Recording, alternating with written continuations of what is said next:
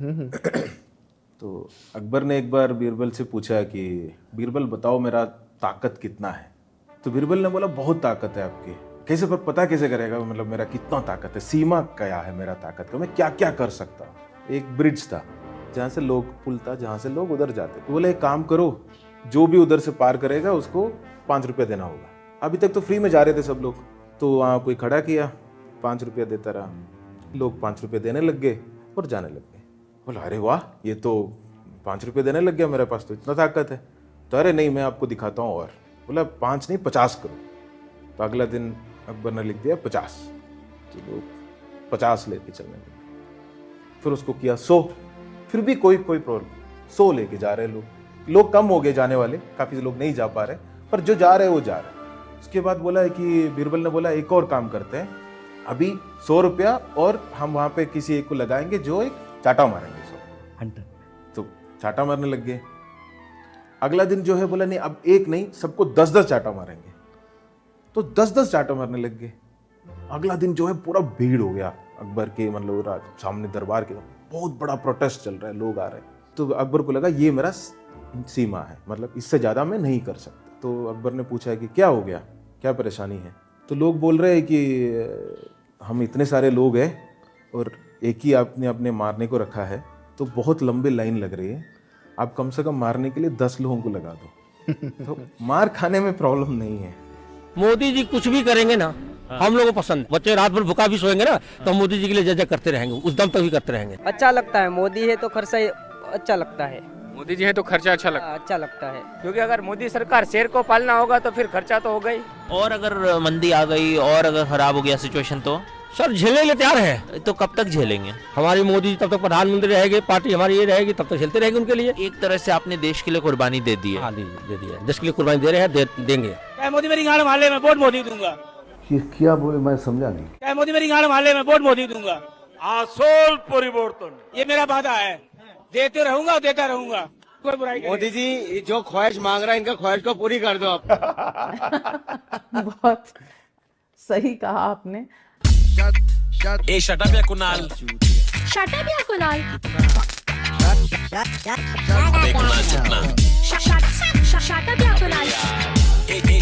Shut up ya Kunal. Hello, welcome to another episode of shut up ya Kunal. आज हमारे साथ है दो गेस्ट जो आ चुके हैं पॉडकास्ट पर कुछ अलग है क्योंकि अब ये दोनों कांग्रेस में हैं। कांग्रेस के साथ हाथ मिलाते हो भिखारियों की तरह, गेट आउट। हिंदुत्व छोड़कर मुस्लिम तुष्टीकरण की राजनीति करते हो, गेट आउट। जब आप पहली बार आए थे तब आप सीपीआई में थे, जब आप पहली बार आए थे तब आप जस्ट ब्यूरोक्रेसी से रिजाइन किए थे।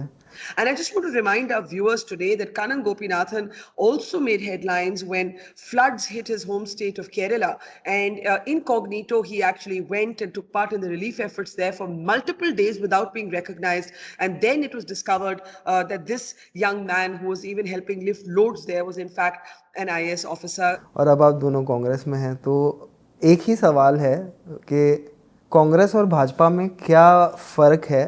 फ़र्क तो बहुत सारे हैं, बट एक मेन अगर देखा जाए तो एक तो गांधी और दूसरा जो है एक नेहरू।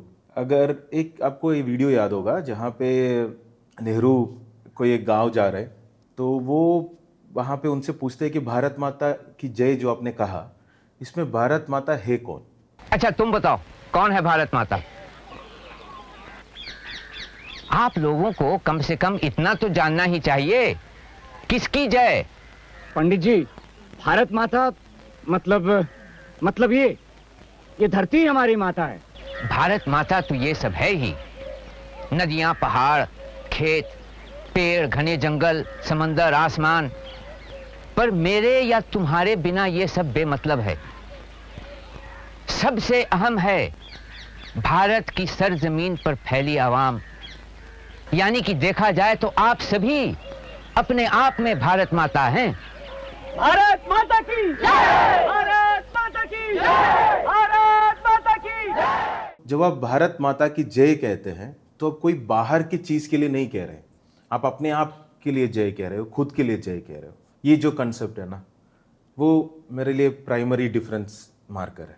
देश कोई अलग नहीं है जनता से, और वो जनता की तरक्की में ही भारत की तरक्की है। और जनता की सुरक्षा में भारत की सुरक्षा है। तो अगर जनता डाइवर्स है तो डाइवर्सिटी ही भारत है। तो अगर प्रियम्बल भी देखेंगे ना, उसमें डिग्निटी ऑफ द इंडिविजुअल आता है, व्यक्ति की गरिमा, हर व्यक्ति की गरिमा जो है ना, वो जो पार्ट है वो हमारे प्रियम्बल में है। तो वो एक की कंसेप्चुअल डिफरेंस है जो मैं समझता हूं कि जब कांग्रेसी कोई भारत माता की जय कहते हैं तो क्या मानता है, और फिर मान लीजिए भाजपा जब भारत माता की जय कहते हैं। भारत एवरीवन ऑन, भारत माता की, भारत माता की, से भारत माता की जय, से भारत माता की जय, से कांग्रेसमैन से भारत माता की जय। कि जैसे भारत माता की जय के लिए जो कंट्रोवर्सी चल रही है सर, वो अलग चीज है ना सर, कौन सी बात कहाँ जोड़ रहे हो? नहीं, हमारा मुद्दा ही भारत माता की जय वाला है कि वंदे मातरम को मेरा मुद्दा नहीं है, मेरा मुद्दा है अनएम्प्लॉयमेंट। मेरा मुद्दा है कोई गरीब नहीं मरना चाहिए, कोई गरीब नहीं मरना चाहिए। इंसानियत मेरा मुद्दा है, इंसानियत इंसानियत इंसानियत, बस। क्या इन्होंने बड़ी अच्छी बात कही ना कि जमीन देश नहीं होता है, लोग देश होते हैं। तो जब हम कहते हैं कि भारत का अभिन्न हिस्सा है कश्मीर, तो कश्मीरी भी अभिन्न हिस्सा है ना। जब कश्मीर अभिन्न हिस्सा है और कश्मीरी भी अभिन्न हिस्सा है, तो भारत के दूसरे हिस्से में शॉल बेचने वाले कश्मीरियों को पीट क्यों रहे हैं? एक बार फिर जाहिलियत का एक और वीडियो सामने आया है। वायरल हो रहे वीडियो में देखा जा सकता है कि सर्दियों के मौसम में गांव-गांव जाकर कंबल और गर्म शॉल बेचने वाले कश्मीरी युवक के साथ एक गांव वाले ने काफी बदसलूकी की। शख्स सीधे तौर पर धमकी देता है कि मैं आने वाले दिनों में किसी न किसी मुसलमान में आग लगा दूंगा। आग ला दूंगा मुसलमान में, अरे 1-2 दिन में आग लाऊंगा, एक आधे मुसलमान में फूकूंगा, काट दूंगा यही, आ रहा समझ में। पहले तो गठड़ी चेक करा, इसमें AK-47 होगी, जब कुछ होगा क्या है इसमें। अगर ये AK-47 हुई तो हिंदुस्तान का हिंदुस्तानी है, हिंदुस्तान से प्यार हिंदुस्तान का, तो जय श्री राम बोल। आप मुझे बोलोगे जय श्री राम बोलो, क्यों बोलूं मैं? क्यों नहीं बोल सकता? तो अपना अपना ना, मुस्लिम है ना, मुस्लिम है। भारत माता की जय बोल। भारत माता की जय नहीं बोलेंगे, नहीं बोलेंगे, नहीं बोलते। ऐसा क्यों? भारत देश नहीं दे रहा? भारत हमारा देश है, हम अपने देश से वतन मोहब्बत प्यार करते हैं। फिर भारत माता की जय बोलने में क्या है? इस चीज को कोई नहीं बोल सकता कि हम भारतीय नहीं है। कौन बोलेगा हमें भारतीय नहीं है? और हम हिंदुस्तानी नहीं है? आप ज्यादा हिंदुस्तानी है। भाषा के आधार पर, प्रांत के आधार पर, धर्म के आधार पर, जाति के आधार पर जब किसी के साथ कोई भेदभाव होता है तो फिर ये भारत माता के ऊपर अत्याचार है। भारत माँ का कोई भी लाल, उसको वो सारे अधिकार हैं जो नरेंद्र मोदी को है। हमको जो है डाइवर्सिटी एंड यूनिटी और यूनिटी एंड डाइवर्सिटी दोनों के डायलेक्टिक्स को समझना पड़ेगा। विविधता में एकता और एकता में भी विविधता, कि हम सब भारतीय हैं, ये हमारी एकता है, हमारी पहचान है। लेकिन ये इस पहचान के साथ हमारी एक और पहचान है कि हम तमिलनाडु में जो है मुरुगन की पूजा करेंगे और उत्तर प्रदेश में कार्तिकेय की पूजा करेंगे। केरल का हिंदू और बिहार के हिंदू के खान पान में फर्क हो सकता है, केरल का मुसलमान और मणिपुर के मुसलमान में फर्क हो सकता है।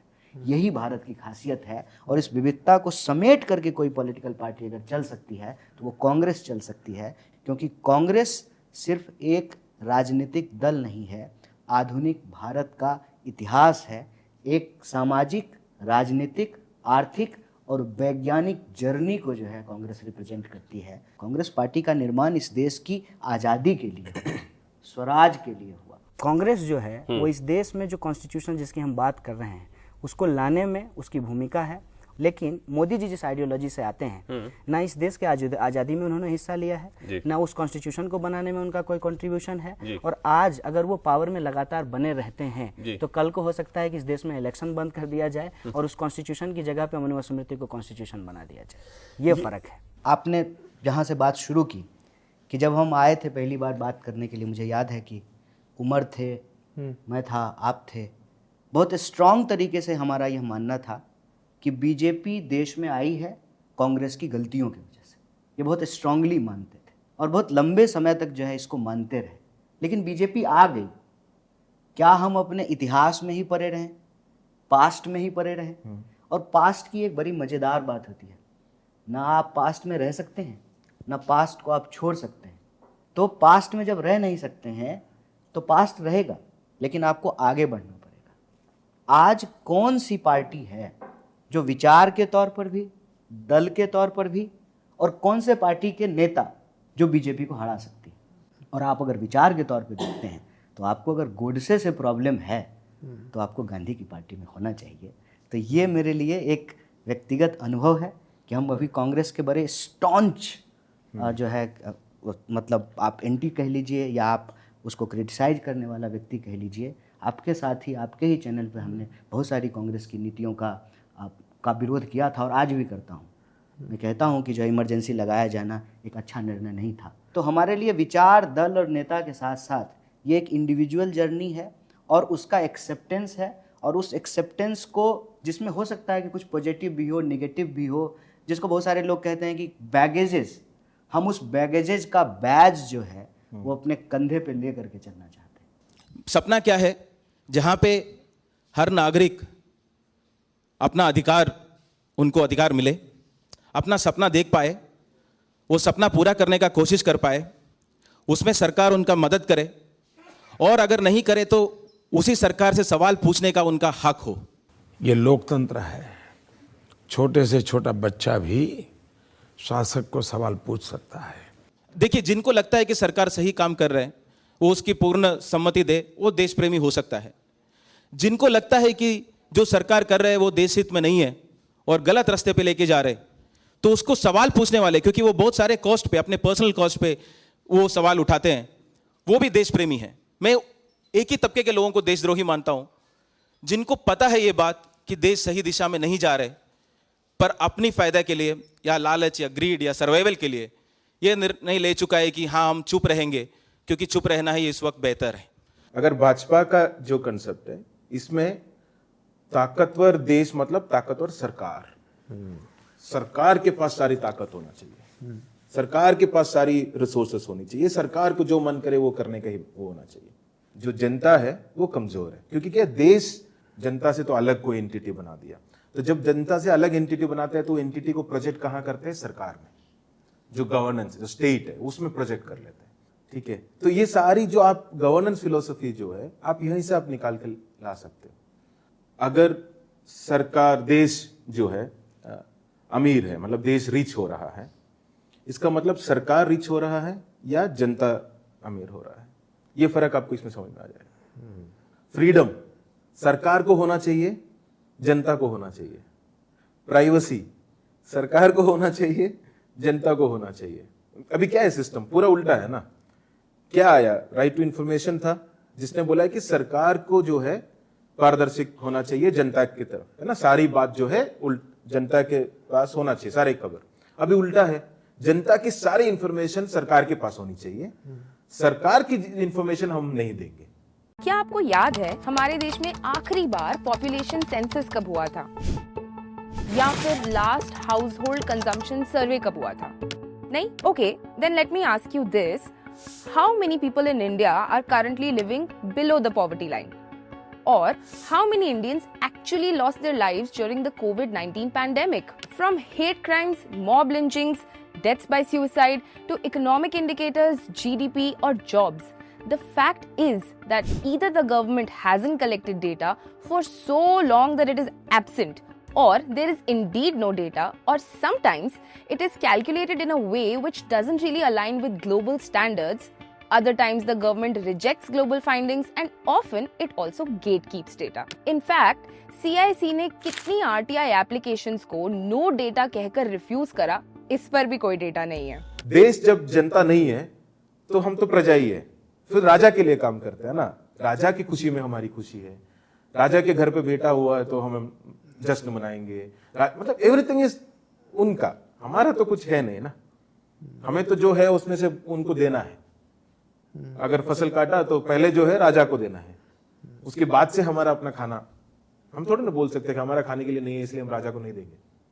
मतलब परंपरा के नाम पे आप ये देखिए ना कि शादी होने के बाद बहू भी पहले राजा के यहाँ जाएगी, फिर अपने घर आएगी। फसल भी पहले जो है राजा के यहाँ जाएगा। और राजा की लेजिटिमेसी क्या है कि वो धरती पर भगवान का आदमी है। ये भी है कि आदमी है, भगवान का भेजा हुआ आदमी। कन्हैया मुझसे मिलने आए और मुझे बंद कमरे में कह दे कि राहुल जी, मैं बायोलॉजिकल नहीं हूं, मुझे परमात्मा ने भेजा है, तो मैं कन्हैया से कहूंगा, हाथ जोड़ के कहूंगा, कन्हैया ये बात तू बाहर मत कह दियो, गलती से भी ये बात बाहर मत कह दियो। परमात्मा ने मुझे भेजा है। मैं कन्विंस हो चुका हूँ, मैं जो कन्विंस हो चुका हूँ, मैं खुद कन्विंस हो चुका हूँ, ये ऊर्जा बायोलॉजिकल शरीर से नहीं मिली है। मुझे दुनिया को कन्विंस करने की जरूरत नहीं है कि परमात्मा ने मुझे भेजा है। अब अगर भैया सड़क पे आपको ये कोई कह दे तो आप उसे क्या कहोगे? क्या कहोगे? जीवित शरद शतम परम आदरणीय नरेंद्र भाई. God Almighty Himself has sent Modi ji as an अवतार पुरुष. भाजपा जो है एग्जिस्ट एक दुश्मन है उसके बेसिस पे है. काल्पनिक दुश्मन. हाँ, वो दुश्मन के प्रति जो आपकी फीलिंग है, वो डर हो सकता है, नफरत हो सकता है, गुस्सा हो सकता है, जो नेगेटिव इमोशंस है, वो इमोशन की राजनीति है. मैं तो डर की राजनीति मानता हूं, बाकी सब तो सेकेंडरी है.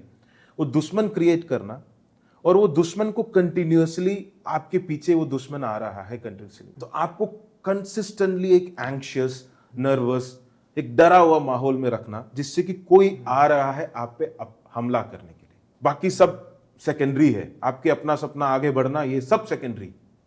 ये सब की पॉलिटिक्स तो मायना ही नहीं रहता. आप जान बचाओ पहले, खुद की जान फिर भी सेकेंडरी हो जाता है. आइडेंटिटी का जान बचाओ. षड्यंत्र के तहत देश की डेमोग्राफी को बदला जा रहा है. एक घुसपैठिए मेरे देश की बहन बेटियों को निशाना बना रहे हैं. ये घुसपैठिए भोले भाले आदिवासियों को भ्रमित करके उनकी जमीनों पर कब्जा कर रहे हैं. ये देश सहन नहीं करेगा. एक चीज़ जैसे आपने बोला कि भाजपा जो फेयर यहाँ जो भी राजनीति कर रही है डर की, वो काल्पनिक है. तो उस पर आप बताइए, आपको क्यों लगता है वो काल्पनिक है? नहीं, ये जो अभी कन्नन ने प्राइमल फियर की बात की है ना, एज ए होमोसेपियंस ये हम सबके भीतर होता है. आपसे हम बात कर रहे हैं तो आपकी एक आइडेंटिटी नहीं है. आपकी एक रिलीजियस आइडेंटिटी हो सकती है, आपका जो है एक एंथ्रोपोलॉजिकल आइडेंटिटी हो सकता है, कास्ट लिंग्विस्टिक हो सकता है, आपका एक रीजनल आइडेंटिटी हो सकता है. तो आपकी मल्टीपल आइडेंटिटी होती है. तो इस आधार पे डाइवर्सिटी नेचुरल है और मोनोपोली अननेचुरल है और इम्पोज्ड है. लेकिन मोनोपोली नहीं होगी तो पावर का कंट्रोल एक इंसान के हाथ में नहीं रहेगा. और जब इन्होंने जो बात कही कि जनता है देश है, जब इस कॉन्सेप्ट को हम लेकर के चलते हैं तो पावर का कंट्रोल किसी एक इंसान के हाथ में नहीं होता है. जैसे लाइफ इम्परमानेंट है, अभी हम लोग जिंदा हैं, हम लोग मर जाएंगे, हमसे पहले भी दुनिया थी, हमारे बाद भी दुनिया रहेगी. तो इस इम्परमानेंस को जब हम एक्सेप्ट करते हैं तो सबसे पहले हमारे भीतर से एरोगेंस जाता है, अहंकार दूर होता है, फिर आपके भीतर से डर दूर होता है. तो जब आप डरेंगे ही नहीं तो आप सच बोलेंगे, और जब सच बोलेंगे और सच के साथ जब आप चलेंगे तो आप झुंड नहीं, एक समाज का निर्माण करेंगे. समाज जो सोच सकता है, समाज जो महसूस करता है, समाज जिसमें करुणा हो, कंपैशन हो. और धर्म का मर्म भी यही है, धर्म का खूबसूरत चीज़ भी यही है. लेकिन रिलीजियस आइडेंटिटी का इस्तेमाल भी किस लिए किया जाता है? नफरत के लिए, बंटवारे के लिए, लोगों को आपस में बांटने के लिए, लड़ाने के लिए. और ये क्यों किया जाता है कि आप जो है मनुष्य हैं, आप आज़ाद हैं और आप आज़ादी से अपनी ज़िंदगी जीने के लिए, सपना देखने के लिए स्वतंत्र हैं. इसको सीमित कर दिया जाए और आपके भीतर एक गुलाम मानसिकता डाल दी जाए, और हर वक्त जो है कोई आएगा और आपको मार देगा, जो चीज़ है आपके पास वो आपसे छीन करके ले जाएगा. तो आप एक परपेचुअल फियर में रहते हैं. इसका मतलब ये संपत्ति इकट्ठी करके किसको बांटेंगे? उनको बांट दिया जाएगा जिनके पास बच्चे ज्यादा है, यानी कि जिन लोगों के द्वारा आबादी बढ़ाने का एक प्रतरफा मिशन चलता है. क्या आपकी मेहनत की कमाई का पैसा घुसपैठियों को दिया जाएगा? खून पसीना बहाओ आप, लेकिन अपनी संतान के लिए नहीं, मुसलमान के लिए. देखो ना इन बेशरमों की हालत, जो आपकी संतान की संपत्ति मुसलमान को देना चाहते हैं. मैं हैरान हूं जी, इतनी नफरत लोकतंत्र में नहीं होती है, नहीं होनी चाहिए. आप देखो कि हर जगह नफरत कितना फैशनेबल हो गया है.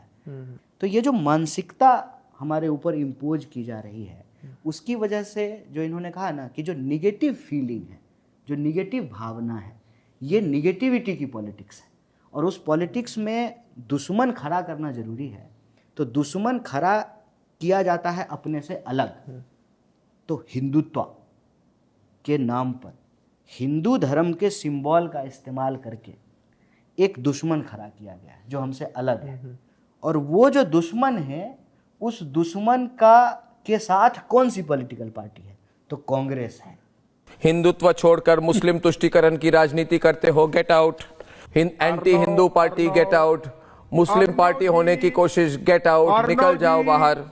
तो कनन, क्या आपके हिसाब से विश्व में भारत का डंका बज रहा है और ग्लोबली हम एक बहुत अच्छी पोजीशन में हैं और कमांडिंग पोजीशन में हैं, और उस कमांडिंग पोजीशन में इसलिए है क्योंकि पावर कंसोलिडेटेड है और एक डिसीजन मेकर है, वो डिसाइड करता है और उसकी वजह से एक स्मूथ ट्रांजिशन होता है पोजीशंस का। एक अवतार के द्वारा इस देश का नेतृत्व किया जा रहा है। हम सब चाहते हैं कि ना हम कोई बड़ा ताकतवर देश हो जो कि सबको ठीक कर दे, पीट दे, फिनिश कर दे। वो जो एक एडोलेसेंट फैंटेसी होता है उस वक्त। तो एक्सटर्नल वैलिडेशन, विश्व गुरु, स्कूलों में अच्छे गुरु हो ना हो वो सेकेंडरी हो जाता है। हमें विश्व गुरु बनना है, एक्सटर्नल। मैंने कहा कि हम ऐसा हिंदुस्तान बनाना चाहते हैं ताकि अमेरिका वीजा लेने के लिए लाइन में खड़ा रहे। अब जो सवाल पे आया है कि विश्व, वर्ल्ड में तो काफी कुछ करने की कोशिश किया और कहीं का नहीं रहा। बहुत जल्दी जो है हमें लगा कि जो भी नॉन अलाइनमेंट था या फिर जो भी कांग्रेस ने किया वो सब तो गलत है ना, मतलब क्योंकि हम तो इतने बड़े देश है और we should be able to solve everything, हमें तो सब कुछ ही सॉल्व कर सकते हैं। तो हमने पहले चीन के साथ दोस्ती किया, झूला झूला, उसके बाद गलवान हुआ, आके हमारी जमीन लेके चले गए। जब चीन के साथ दुश्मनी हो गई, हमें इससे ज़्यादा बड़ा मुझे लगता है कि शर्मनाक स्टेटमेंट नहीं है कि जब वो जो एस जयशंकर ने कहा कि चीन की जीडीपी हमसे ज़्यादा है इसलिए हम उनसे लड़ नहीं सकते। I mean, what am I going to do? As a smaller economy, I'm going to go pick a fight with a bigger economy. जो खुददार है, जो अपने लिए वो जीडीपी देख के नहीं लड़ता। वो एक इतना शेमलेस स्टेटमेंट था वो, कि सरेंडरिंग स्टेटमेंट था उस वक्त। उसके बाद आप देखेंगे इंडिया के नेबरहुड में सबके साथ, चाहे मालदीव्स में क्या हुआ, मालदीव्स में तो इंडिया आउट कैंपेन चला। हमारी दो ही जगह पे फॉरेन प्रेजेंस था, मिलिट्री प्रेजेंस, ताजिकिस्तान में और मालदीव्स में। पूरा दुनिया दो ही जगह थी, दोनों हमने बंद कर दी।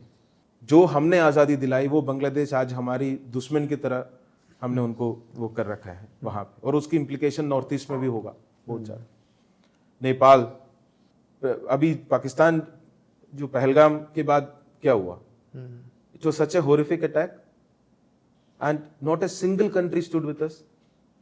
एक देश नहीं था जो पाकिस्तान को कंडेम किया ओपनली, एक देश नहीं था। हमने कन्विंस नहीं कर पाया, ना ब्रिक्स ना एसीओ जहां के हम मेंबर्स हैं उनमें से कोई नहीं कर पाया। Where is our strength?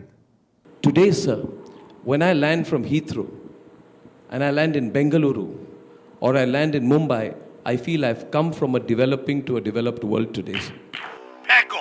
फेंको अपनी पूरी शक्ति के साथ फेंको।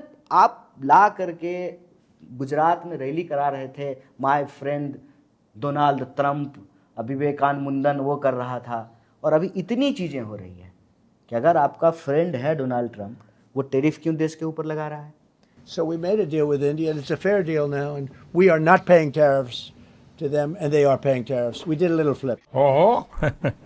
तो across the world हमने ये जो स्ट्रॉन्ग मैन डिप्लोमेसी करने का कोशिश किया, और ना वो भी ढंग से किया नहीं।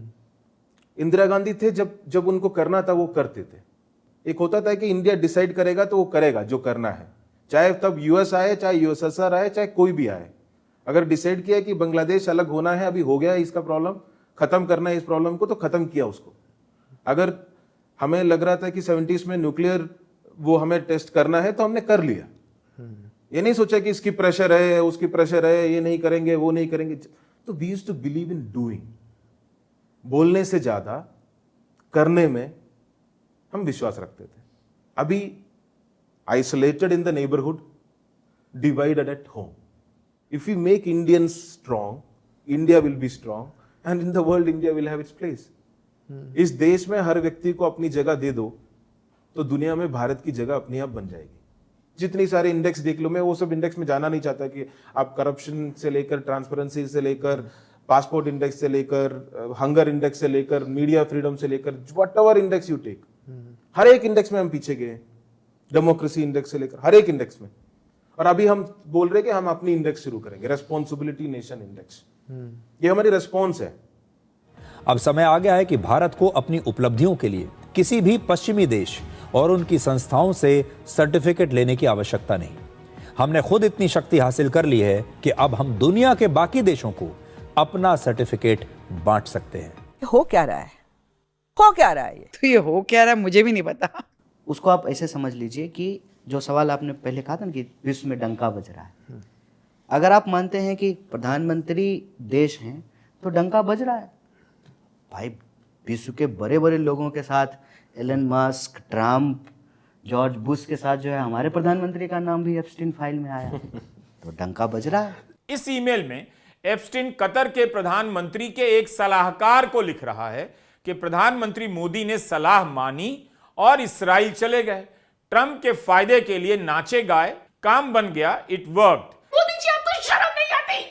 मैं शर्माता नहीं हूं। एक सवाल फिर कन्हैया मेरे हमेशा दिमाग में आते रहता है कि तो कांग्रेस एक क्लियर ऑपोजिशन पार्टी है जो डिफरेंट है, तो उसको बहुत अलग एज के लोग, चाहे वो कोई 18 का हो, 30 का हो, 40 का हो, 60 का हो, 70 का हो, वो लोग जो ब्लॉक में बीजेपी के लिए वोट करते हैं, वो क्यों नहीं एक्सेप्ट कर पाते कि कांग्रेस इज दैट सोल्यूशन? जो आज का इंफॉर्मेशन सिस्टम है, जिसको हम कम्युनिकेशन सिस्टम कहते हैं, उसका इस्तेमाल करके इंफॉर्मेशन को न सिर्फ कंट्रोल किया जा रहा है बल्कि मिस इन्फॉर्म किया जा रहा है। तो क्यों कहा गया है कि आज पोस्ट ट्रुथ का दौर है? इसलिए है कि बार बार आपको एक बात बोली जाएगी तो आप धीरे धीरे उसको बिलीव करने लगेंगे। राजनीति में भी इसका इस्तेमाल हो रहा है।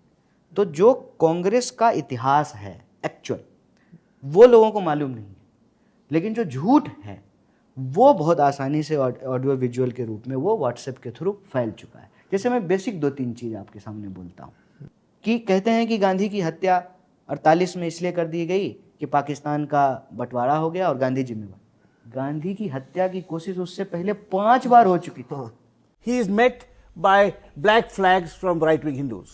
Sometimes black flags, sometimes they throw shit on him. In fact, the first assassination attempt on Gandhi in India, 14 years before Godse murdered him. जैसे अटल टनल बना, अटल टनल की नींव कांग्रेस के वक्त में रखी गई और प्रधानमंत्री खाली टनल में हाथ हिला करके रील बना करके उसको अपना अचीवमेंट बना दी। तो मतलब देश में जो कुछ अच्छा हो रहा है वो प्रधानमंत्री की वजह से हो रहा है, और देश में जो कुछ भी बुरा हो रहा है वो भी प्रधानमंत्री की वजह से हो रहा है, लेकिन वो पहले प्रधानमंत्री की वजह से हो रहा है। तो मैं उनको एक छोटी सलाह देना चाहती हूँ कि नेहरू जी से जितनी भी शिकायतें हैं, जितनी भी गलतियां उन्होंने की आपके जहन में, जितनी भी गालियां देनी है, जितना भी अपमान करना है, उसकी भी एक सूची बना दीजिए। नहीं, बात खत्म नहीं है। 999 अपमान, 9,999 अपमान, सूची बना दीजिए। नेहरू जी ने कौन सी गलतियां की सुना लीजिए, फिर खत्म। 15 लाख किसी के खाते में नहीं आया, 2022 तक पक्का मकान नहीं बने, बुलेट ट्रेन नहीं चला है अभी तक, गैस सिलेंडर जो है वो 500 रुपये में नहीं हुए, पेट्रोल 50 रुपये में नहीं बिक रहा है, ठीक है, महिलाओं पे अत्याचार नहीं रुका, किसानों को उनकी फसल की दाम दुगनी नहीं मिल रही है। और इकोनॉमी का मज़ेदार बात यह है, कह रहे हैं कि इकोनॉमी फ्लोरिश हो रहा है, तो डॉलर के मुकाबले रुपया कमज़ोर कैसे हो रहा है? आप कह रहे हैं कि 5 ट्रिलियन की इकोनॉमी बना रहे हैं, तो 5 किलो अनाज क्यों जो है लोग लेने के लिए लाइनों में लगे हुए हैं? तो ये जो एक्चुअल रियलिटी है और जो परसेप्शन है, जो झूठ है, उसमें झूठ जो है वो जीत रहा है। और ऑडियो विजुअल के इस दौर में झूठ को फैलाना आसान हो गया है। मोहम्मद अली जिन्ना ने 1937 को वंदे मातरम के विरुद्ध का नारा बुलंद किया। जवाहरलाल नेहरू को अपना सिंहासन डोलता दिखा। कांग्रेस वंदे मातरम के बंटवारे के लिए झुकी, इसलिए कांग्रेस को एक दिन भारत के बंटवारे के लिए झुकना पड़ा। भाजपा के जो समर्थक हैं वो तो हैं ही, वो तो अपनी जिंदगी की हर गलती और हर फेलियर के लिए नेहरू को जिम्मेवार मानते ही हैं। हम कहते हैं सबसे इंटरेस्टिंग बात ये है, इसीलिए ये कॉन्वर्सेशन मैं जब यहाँ कर रहा हूँ तो बार बार वहाँ पहुँचने की कोशिश करता हूँ, जो लोग बीजेपी के खिलाफ है ना, उनका भी 50% मन आज भी कांग्रेस को ही दोष दे रहा है। आप समझ गए? हाँ। इसीलिए कांग्रेस जो है ना एक क्लियर कट विकल्प नहीं बन पाती है। और हम कांग्रेस को लेकर के बार बार कहते हैं, कांग्रेस जो है ना इस ग्लास की तरह है, आप इसमें पानी रखे हैं तो पानी है, इसमें आप कोक भर दीजिए, इसमें आप शराब भर दीजिए, इसमें आप दूध भर दीजिए। पार्टी तो अपने आप में बर्तन है ना, उसमें लोग कैसे हैं उससे पार्टी बनेगी। तो जिनको नफरत से दिक्कत है, जिनको ऊंच नीच से दिक्कत है, जिसको छुआछूत से दिक्कत है, जो इक्वलिटी चाहते हैं, जो प्रेम चाहते हैं, जो चाहते हैं कि भारत सचमुच भारत के लोग जिससे भारत बनता है वो मजबूत हो, डाइवर्सिटी प्रोटेक्टेड हो, भले हम दुनिया के सबसे शक्तिशाली देश नहीं हो लेकिन हम शांति प्रिय देश हों। और 5000 साल का जो हमारा इतिहास है, जिसमें वसुधैव कुटुंबकम की बात है, जिसमें कबीर और नानक की परंपरा है, जिसमें सूफी संतों की कहानी। आप बताओ, बुल्ले शाह कहते थे कि मंदिर गिरा दो, मस्जिद गिरा दो, उनका ही मजार गिरा दिया।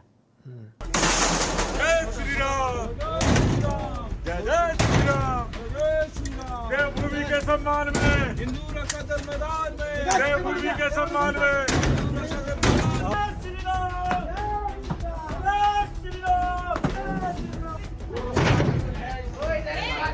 अरे इसे फाड़ना भैया, बाबा को उठा दिया। श्री राम। हिंदू रक्षा दल की टीम ने जो बुल्ले शाह 70 साल से देवभूमि में पड़ा था उसको वापस भेजा पाकिस्तान। करण, अब आपसे एक सवाल है कि लोगों का अभी भी मानना है कि कांग्रेस जो आएगा पावर में ना, वो तो बहुत करप्शन करेगा और करप्शन के बगैर तो कांग्रेस पावर में रह नहीं पाएगा। और बिकॉज वो एक स्टेट में पावर में आ जाएगा तो उसको अपने आप को रिवाइव करना है, तो वो स्टेट में तो और भी करप्शन करेगा। ये एक है, इस पर आपको क्या बोलना है? हम कांग्रेस के बारे में जो करप्शन की बात करते हैं यूपीए के स्पेशली टाइम पे, वो नेशनल लॉस को लेकर एक रिपोर्ट था, उसको लेकर कह रहे हैं। और एग्जैक्टली वैसे ही स्कीम में वापस हम चले गए इंडिया के टाइम पे, चाहे वो कोल का हो, चाहे वो टेलीकॉम का हो। तो एक परसेप्शन है जो क्रिएट किया गया। देखो, मोदी जी की सरकार आने पर 100 दिन के भीतर हम सैकड़ों नहीं लाखों करोड़ रुपए देश को वापस दिलाने का काम शुरू करवाएंगे। हजारों करोड़ रुपए स्विस बैंक में चले गए, गरीब के पेट में से लूट करके विदेशों में बैंकों में जमा किया हुआ है। हम सरकार में आते ही एक टास्क फोर्स बनाएंगे, कानूनों में संशोधन करने की जरूरत होगी तो संशोधन करेंगे, नए कानून बनाने की आवश्यकता होगी तो नए कानून बनाएंगे, एक एक पाई हम वापस लाएंगे। मैं पाई वापस लाऊंगा, एक एक पाई लाई जाएगी। और ये जो पैसे वापस आएंगे, जो लोग ईमानदारी से देश को टैक्स देते हैं उनको इनाम के रूप में वापस देंगे। मुफ्त में 15-20 लाख रुपए यूं ही मिल जाएगा। आपके सवाल को मैं बस थोड़ा सा ना रीफ्रेम कर देता हूँ, मुझे लगता है ज्यादातर जवाब है। कांग्रेस करप्शन करेगी कि कांग्रेसी करप्शन करेगी? और जो कांग्रेसी करप्शन किए थे ना, उसमें से 100%, 100 में से 100 भाजपा में। आप कंटिन्यू। नहीं, ठीक है। एक पार्टी के तौर पर सिस्टमैटिकली करप्शन कम करने के लिए अगर किसी ने काम किया है तो वो कांग्रेस है। एक बहुत सिंपल पार्ट जो है, आरटीआई की बात करें, सबसे बड़ी जो थी, है ना, कैसे करप्शन को कैसे रोका जाएगा। कोई एक व्यक्ति आके ऐसे सब कुछ ऐसे तो नहीं होगा। तो सिस्टमैटिकली करप्शन बंद करना है, वो सिस्टमैटिकली कैसे बंद करना है, उसके लिए एक पॉलिटिकल विल की जरूरत है। वो पॉलिटिकल विल कांग्रेस के पास था, इसीलिए उस वक्त सबसे ज्यादा मान लीजिए पॉलिटिकल, अगर आप क्रिटिकल आदमी सीएजी बने इंस्टीट्यूशनली, अगर आप देखें अभी तो कैसे किन को बनाते हैं, जो कि बिल्कुल सबसे सबसर्विएंट है, यस मैम, जिनकी किसी अपने खड़े होने की हिम्मत ना हो अपने, है ना, जिस बंदे के टेन्योर में पेपर लीक हुए वो आज सीए। तो यही है, चीफ मिनिस्टर भी वैसा ही बना रहे हैं, वैसे ही बना रहे हैं। आप तो जो है भाजपा का अध्यक्ष भी वैसा ही बना दिए हैं। बीजेपी के लीडर्स करप्ट है, कांग्रेस के क्या है, वो भी करप्ट है। तो अब आपको चॉइस सिर्फ इतना करना है, आपको करप्ट चाहिए जो नेशनलिस्ट हो, या आपको वो करप्ट चाहिए जो एंटी नेशनल हो? करप्ट कांग्रेसी, मैं ये कह रहा हूँ कि जब कांग्रेस में था तो करप्ट था, भाजपा में जाते ही जो है ना देशभक्त हो गया। एक नहीं, मैं आपको 50 एग्जाम्पल दे सकता हूँ। वो आसाम का चीफ मिनिस्टर, उसके ऊपर जो है ईडी का कार्रवाई हो रहा था, छगन भुजबल बीजेपी में गया, ठीक हो गया, ठीक है ना। अभी मरहूम हो गए अजीत दादा पवार, उनका सारा केस उठा करके सब ठीक हो गया। तो करप्शन जो है वो बाई प्रोडक्ट है सिस्टम का। सिस्टम में जो होगा, सिस्टम को जो कंट्रोल करेगा, सिस्टम को जो रन करेगा, वो करप्शन करेगा। और आप मुझे बताइए, 30-30 साल, 40-40 साल से एक स्टेट में कांग्रेस नहीं है, for that matter Gujarat, Madhya Pradesh, क्या वहाँ डिपार्टमेंट में करप्शन नहीं हो रहे हैं? हाल में ही मैंने ये प्रेस ब्रीफिंग किया था, 10,000 करोड़ का जो स्किल इंडिया का जो 10,000 करोड़ कोई नॉशनल नहीं है, एक्चुअल पैसा जनता का, जो कि अपने ही कुछ लोगों में बांटा गया, खुलेआम किया। क्यों हुआ? इतना लंबे टाइम तक चलता क्यों रहा? क्योंकि ना उसमें ट्रांसपेरेंसी था, ना उसमें लोगों तक पता चला। नहीं, अगर पता चलता, ट्रांसपेरेंट होता, तो इमीडिएटली आ जाता है बाहर। पहले लोगों को कहा गया कि आप सूचना के अधिकार कानून के तहत पीएम केयर्स फंड के अंदर जो भी होता है, जहां से भी पैसे आते हैं, कहां पर खर्च होते हैं, ये सवाल नहीं पूछ सकते। और अब हाल ही में पीएमओ, प्रधानमंत्री कार्यालय ने लोकसभा सेक्रेटेरिएट को निर्देश दे दिया है कि जो लोगों के चुने हुए प्रतिनिधि हैं लोकसभा में, एमपीज, वो कोई सवाल नहीं पूछ सकते पीएम केयर्स फंड को लेकर। आप कहते हैं आपके हिसाब से आप देश के सबसे शरीफ नेता हैं, मैं झूठ बोलूंगा क्या? और दूसरी बात जो है, कांग्रेस सेल्फ क्रिटिकल है। राजीव गांधी का आपको स्टेटमेंट मिलेगा जिसमें बोलेगा 1 रुपया मैंने दिया है तो 15 पैसा पहुंचता है, या फिर, है ना, वही यूज करता है, क्योंकि वो क्या है, इंप्रूव करना चाहता है। अपने ही जनता के सामने अपनी गलतियां रखने से, उससे सुधार करने से, जनता के साथ लेने से इंप्रूव करने के लिए उसे कांग्रेस पीछे नहीं हटती। पर भाजपा अपनी गलती नहीं मानते। कितने सारे रेल एक्सीडेंट्स हुए कंटिन्यूअसली, कितने बड़े बड़े हादसे हुए, कोई रिजाइन किया? लाल बहादुर शास्त्री, किसी ने अकाउंटेबिलिटी, उसमें ममता बनर्जी ने, तो किसी ने उसमें पूछा उनसे, किसी से? एयर एक्सीडेंट्स हुए, कोई भी, कितना भी लोग मरे, डिमोनेटाइजेशन में रैंडम लोग खड़े होकर मरे, किसी को कोई आतंकवादी हमला हुआ, गृह मंत्री रिजाइन किया। कितना? दिल्ली में 26/11 का बात बार बार करते हैं, हर फिल्म में दिखाते हैं। उसके बाद तो गृह मंत्री ने रिजाइन किया था। जैसा का डैडी क्यों नहीं रिजाइन कर रहा है किसी भी चीज पर? कंटिन्यूअस अटैक्स हुए, मतलब कश्मीर से तो कश्मीर में तो कितने सारे उसके बाद हुआ, नहीं कोई रेसिक। मणिपुर, इतना बड़ा फेलियर, किसका फेलियर? मैं हैरान हूं, आजकल मेरे ही देश में कुछ लोग मुझे गुनहगार कह रहे हैं। मैं हैरान हूं भाइयों। कांग्रेस जो है अल्टीमेटली मटेरियल ग्रोथ, आपके आगे बढ़ने की, वो सब बातें करते हैं। इमोशनल कनेक्ट की जो बातें हैं वो कम करने लगे, जो कि मैं समझता हूं कि नेहरू करता था। नेहरू जब एक सेकुलर नेशनलिज्म जब आगे रखता था, वो एक एस्पिरेशनल था, जहां पे हमारी रिलीजन, चाहे ज्योग्राफी, लिंग्विस्टिक, चाहे कोई भी हो, उसके ऊपर हमारी एक नेशनहुड का जो कंसेप्ट है, जो सेकुलर नेशनहुड का कंसेप्ट है, वो नेशनहुड पे हमें प्राइड लेना है, उसको लेके आगे बढ़ना है। वो एक इमोशनल नीड भी फुलफिल करता था। वो पोस्ट इंडिपेंडेंस की जो मूवमेंट के बाद वो इमोशनल नीड कहीं ना कहीं फील करने में ना, वो प्राइड फील करने वाली जो बात है, उसको कहीं ना कहीं कम हो गया। मैं तो देश निराशा की गर्त में डूब चुका है। हर किसी को लगता है यार छोड़ो, क्या होना है, सब चोर है। पता नहीं यार ईश्वर की क्या इच्छा थी, हमको इस देश में पैदा किया। पहली बार जब इलेक्शन शुरू हुआ भारत में, जनरल इलेक्शन होना था बैलेट से, दुनिया भर के एक्सपर्ट देखने आए थे कि करोड़ों लोग वोट कैसे करें। तो हम जब भी कोई सिस्टम सक्सेसफुली बनाते हैं तो वो दुनिया में एक नज़ीर बनता है। ऐसा कोई सिस्टम जो है पिछले 12-13 साल में जो है सरकार ने नहीं डेवलप किया। आज जो आप यूपीआई यूज कर रहे हैं, उसका पूरा जो है ना, वो डॉक्टर मनमोहन सिंह का दिया हुआ, पूरा आधार, डीबीटी, सारा कुछ। आज जिन भी चीज़ों पे यह सरकार अपनी छाती ठोक रही है, पीठ थपथपा रही है, एक एक करके मैं आपको बता सकता हूँ। राइट टू फूड, जिसके तहत ये 5 किलो अनाज दिया जा रहा है, वो और बेहतर तरीके से दिया जाता अगर कांग्रेस की सरकार होती। नहीं, अभी तो चैरिटी के तौर पर दे रहे हैं, वो तो उसकी राइट है। राइट था, और सेंसस नहीं हुआ है तो शायद ज्यादा लोग एक वो हो गया।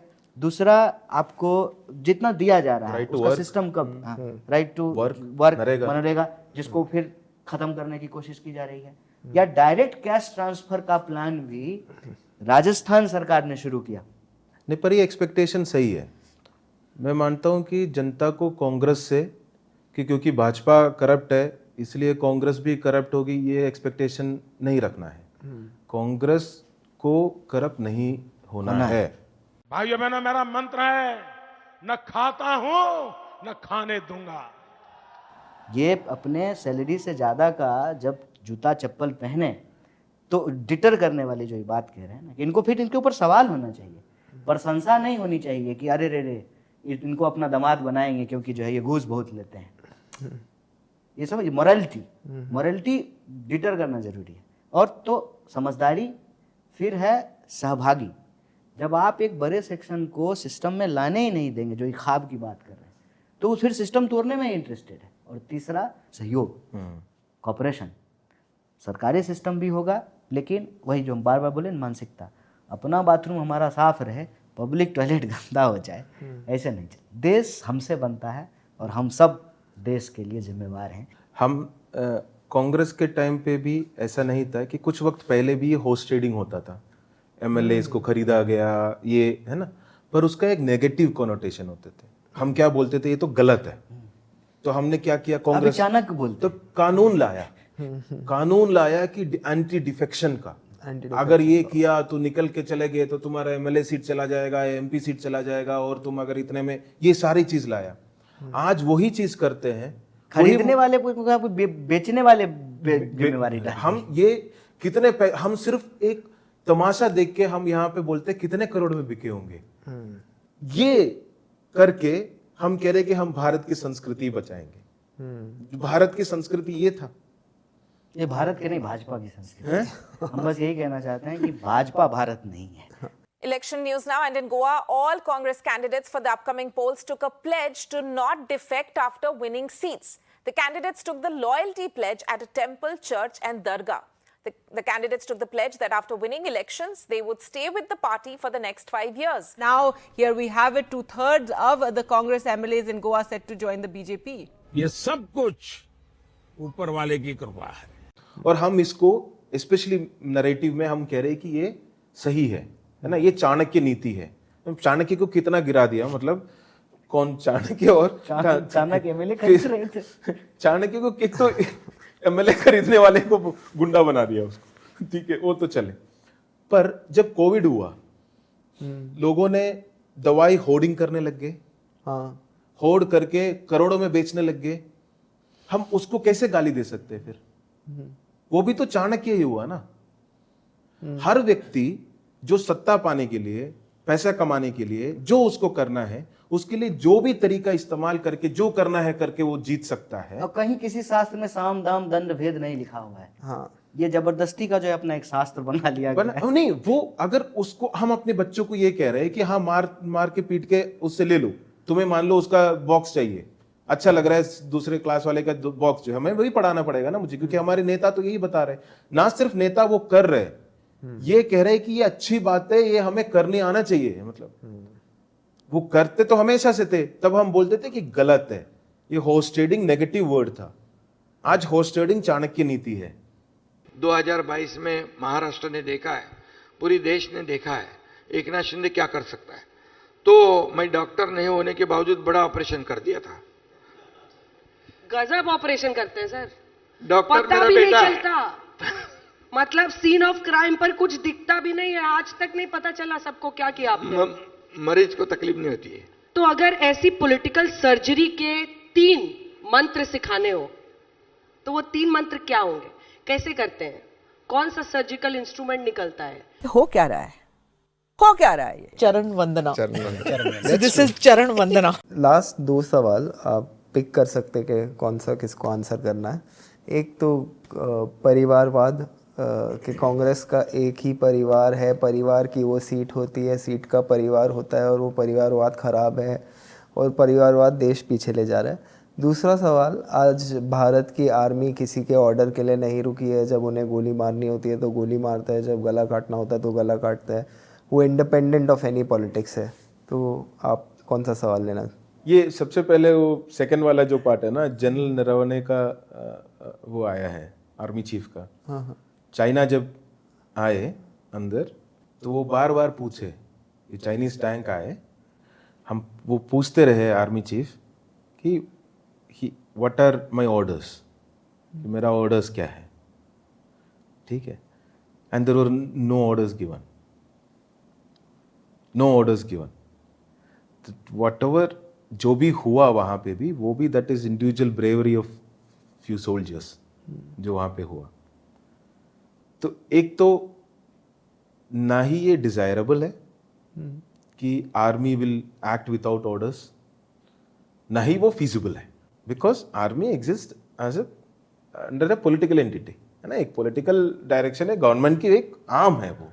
तो अभी ये बोलने लग जाए तो कल जो है किसी से कुछ बिना पूछे कोई भी कुछ भी कर सकता है, that is a positive thing. तो ये तो नहीं होगा। There is an elected government, वो इलेक्टेड गवर्नमेंट की एक आर्म है वो, है। देखो, इरेस्पेक्टिव ऑफ सिस्टम अपने तरीके से चलता है और वो कई सालों में बनता है, एक दिन में नहीं बनता है। आज का प्रॉब्लम क्या है ना कि ऑर्डर कौन दिया कौन लिया, उससे ज़्यादा जरूरी ये हो गया है कि अगर जीत गए तो क्रेडिट प्रधानमंत्री का, अगर नहीं जीते तो जिम्मेवारी जो है आर्मी चीफ को आकर के लेनी पड़ेगी। दिस इज प्रॉब्लमेटिक कि भारत की टीम अगर जीत जाए, ठीक है, तब जो है जैसा शील्ड पकड़ लें, कप उठा लें। अगर हार जाए, ठीक है ना, तो जिम्मेवारी जो है वो गौतम गंभीर पे डाल दें। ये प्रॉब्लमेटिक। आज देश का दुर्भाग्य है कि दूसरे के सर पर ठिकरा फोड़ दिया जाता है, नेता भाग जाते हैं, चमड़ी बचाते हैं। ये तो देश के लिए सबसे निराशा और दुख की बात है। दूसरा जो परिवारवाद है, ये एक इम्पोर्टेंट पॉलिटिकल क्वेश्चन है। देखिए, मैं भी मानता हूँ इन प्रिंसिपल ये प्रॉब्लमेटिक है, लेकिन ना इसमें हाफ ट्रूथ का गेम है और हाफ ट्रूथ बहुत डेंजरस होता है। जैसे ये तो फैक्ट है कि नेहरू जी मोतीलाल नेहरू के बेटे थे, लेकिन नेहरू जी 15 साल जेल में रहे। अगर परिवार का प्रिविलेज था तो फिर उनको जेल में नहीं होना चाहिए था, जैसे जिन्ना जेल में नहीं रहे।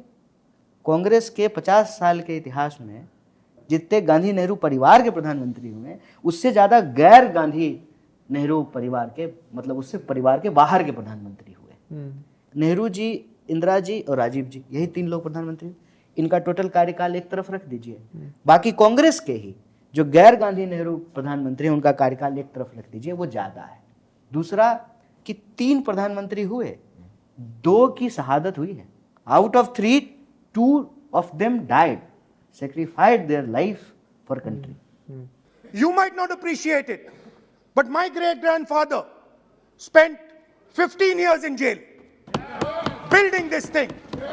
My grandmother was shot 32 times and my father was blown into bits. So I understand a little bit about what this country is. परिवारवाद अगर इतना प्रॉब्लमेटिक है तो वो परिवारवाद सिर्फ कांग्रेस का परिवारवाद प्रॉब्लमेटिक है कि संघ परिवार का परिवारवाद भी प्रॉब्लमेटिक है। ये सबसे इंपॉर्टेंट बात है कि अगर आप आरएसएस से जुड़े हुए हैं तो आपको इस देश में भी कुछ भी मिल सकता है, भले आपके पास योग्यता हो कि नहीं हो। आप वाइस चांसलर हो सकते हैं, आप किसी भी इंस्टीट्यूट के डायरेक्टर हो सकते हैं, आप मंत्री हो सकते हैं, आप बिना एमएलए बने मंत्री हो सकते हैं। अभी जितना चीफ मिनिस्टर जो है ये बना रहे हैं, ठीक है ना, वो किस परिवार से हैं? ये परिवारवाद प्रॉब्लमेटिक है कि नहीं? भाजपा का जो अभी नया अध्यक्ष बना है, उसके पप्पा भी तो नेता थे, एमएलए थे, और उन्हीं के एमएलए सीट पे तो ये एमएलए हुए। तो ये परिवारवाद है कि नहीं है? और ये मैं बोल रहा हूँ, परिवार का कोई प्रिविलेज नहीं है। मेरी माँ आंगनवाड़ी में आज भी काम करती है।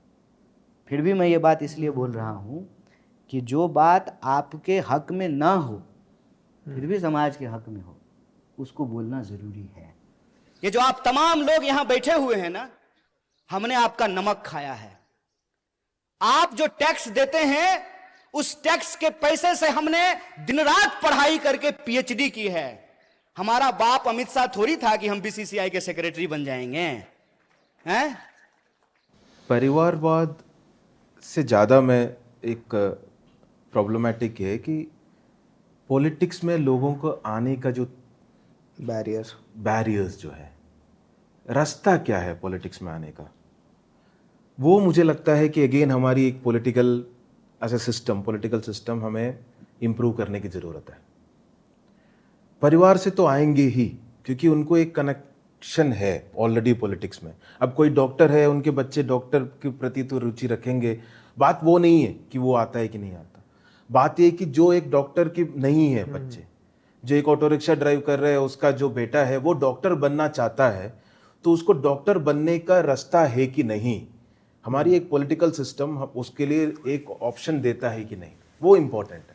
फर्स्ट जनरेशन एंट्री बेसिकली मेरी तो पॉलिटिक्स में हमें मुझे जो लगता है, चाहे कांग्रेस को काम करना चाहिए, बहुत मेहनत करना चाहिए इस बात पे कि जो एंट्री लोगों को देना चाहिए पॉलिटिक्स में, उसको ओपन कर, उसको वो बैरियर जितना लो कर सकता है उतना लो करना चाहिए। और वो हमारे फ्रंटल में, जस्ट आई एम एडिंग, वो हमारे फ्रंटल में हम लोग लगातार कोशिश कर रहे हैं कि जो जमीन पे सामाजिक चेतना रखने वाले पॉलिटिकल वर्कर हैं, कहीं नहीं है, वो आसानी से कांग्रेस में इंटर कर सके, आ जाए।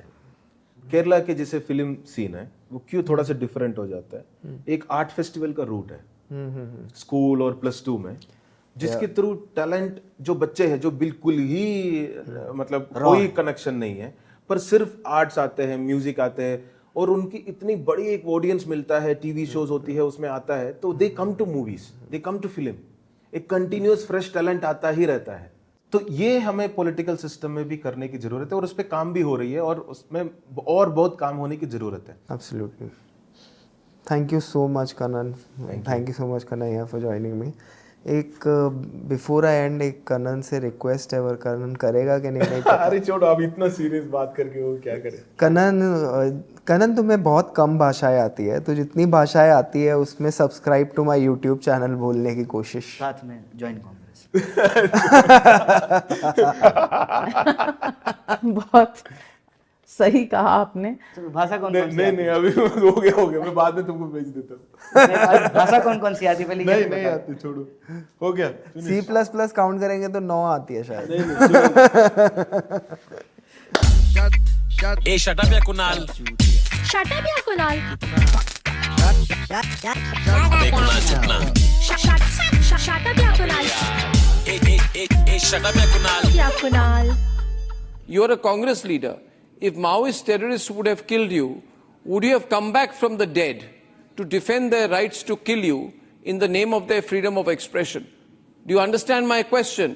I don't think he understands my question. I'll repeat it. If Maoist terrorists would have killed you, would you have come back from the dead to defend their rights to kill you in the name of their freedom of expression? कुछ भी यहाँ logic के बदले में सोचो मिलता है, वो खोले जो उसको ऑरेंज लड्डू मिलता है। यही देश नहीं जुमलों की रेस है, इसमें सच नहीं किया कैमोफ्लेज फेस है।